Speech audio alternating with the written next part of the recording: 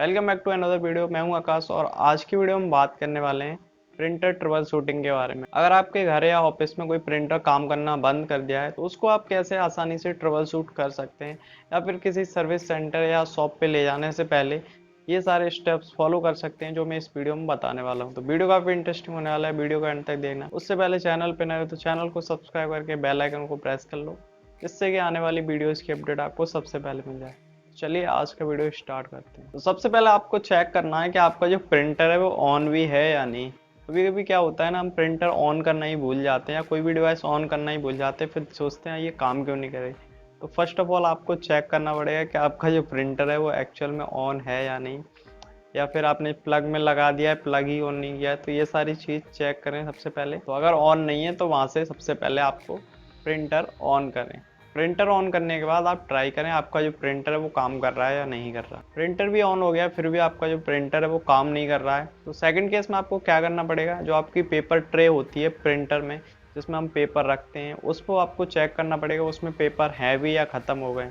अगर उसमें पेपर नहीं है तब भी आपका प्रिंटर है वो काम नहीं करेगा। तो अगर आपकी जो पेपर ट्रे है वो खाली है तो सबसे पहले आपको उसमें पेपर रखने पड़ेंगे, उसके बाद आप प्रिंट करना ट्राई करें। और उसके बाद भी आपका जो प्रिंटर है वो प्रिंट नहीं कर रहा है तो उसके बाद आपको चेक करना पड़ेगा कि आपके प्रिंटर में कोई पेपर जाम तो नहीं हो गया है। कभी कभी क्या होता है ना, जब हम प्रिंटिंग करते हैं तो प्रिंटिंग के टाइम पे पेपर जैम हो जाता है, तो उस केस में आपको चेक करना पड़ेगा कोई पेपर वगैरह जैम तो नहीं।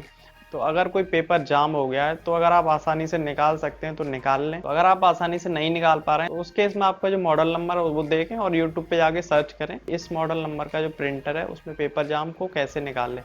तो वहाँ से वो आसानी से आप देख सकते हैं किस तरह से आपका जो पेपर जैम है उसको निकाल सकते हैं। तो पेपर निकालने के बाद प्रिंटर को क्लोज करें और फिर से रीस्टार्ट करके ट्राई करें प्रिंटर काम करता है या नहीं। प्रिंटर काम करने लगा तो अच्छी बात है, अगर फिर भी आपका प्रिंटर वो काम नहीं करता है तो नेक्स्ट स्टेप में आपको चेक करना है कि आपके जो प्रिंटर्स के जो केबल्स वगैरह हैं वो प्रॉपर तरीके से लगे हुए हैं या नहीं।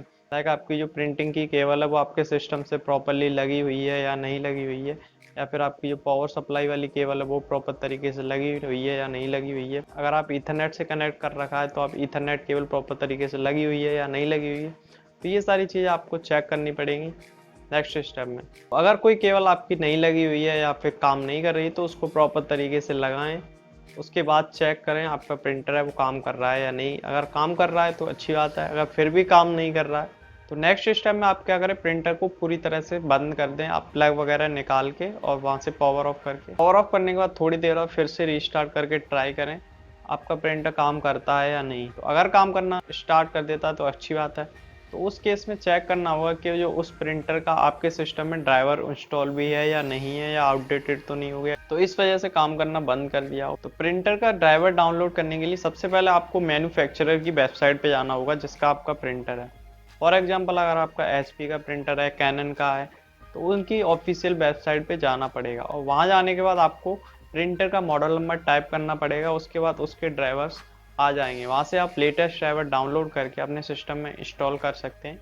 प्रिंटर का ड्राइवर इंस्टॉल करने के बाद अपने सिस्टम को रीस्टार्ट करें और प्रिंटर को भी रीस्टार्ट करें, और उसके बाद देखें आपका प्रिंटर है वो काम करना स्टार्ट किया या नहीं।